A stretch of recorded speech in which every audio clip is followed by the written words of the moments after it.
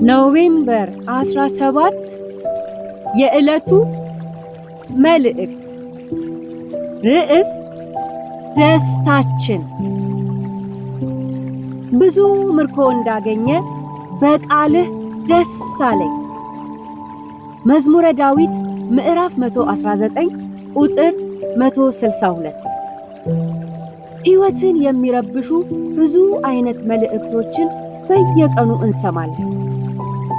የቀን ውሏችንም ይረበሻል። ነገር ግን አካባቢያችንና ዓለማችን የሚሉትን ከመስማታችን በፊት አስቀድመን የእግዚአብሔርን ቃል ብንሰማ ደስታችን ወደር የለውም።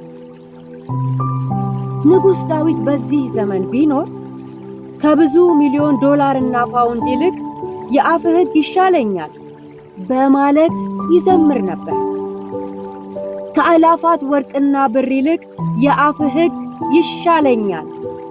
መዝሙረ ዳዊት ምዕራፍ 119 ቁጥር 72። ይህን እውነት መጋራት ያቃተው ግን ገልብጦ ሊያነበውና ሊኖርበት ይችላል።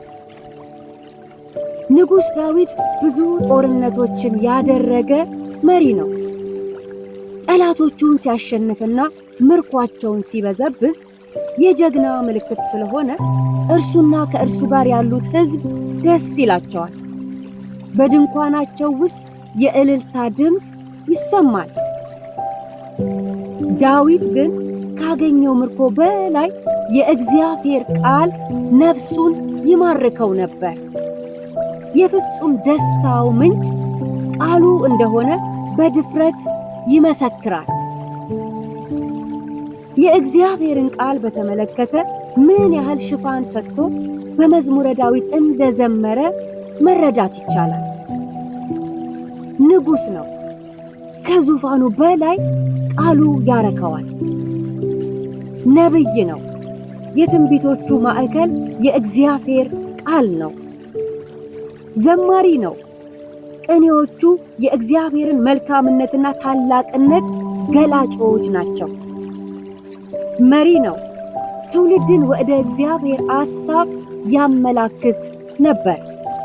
በአጠቃላይ ምልልሱ ከእግዚአብሔር ቃል ጋር በእጅጉ የተሳሰረ ነበር።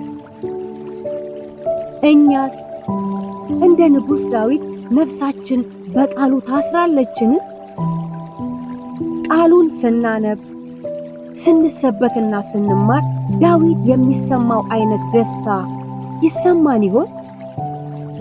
ወይስ ከእግዚአብሔር ቃል አብልጠን የምንወደውና የሚያስደስተን ይኖረን ይሆን? የተወደዳችሁ ወገኖች በቃሉ ደስ ተሰኙ። በቃሉ ውስጥ ያለውን ደስታ የትም ብትሄዱ አታገኙትምና ከሁሉ የሚበልጥ ደስታችን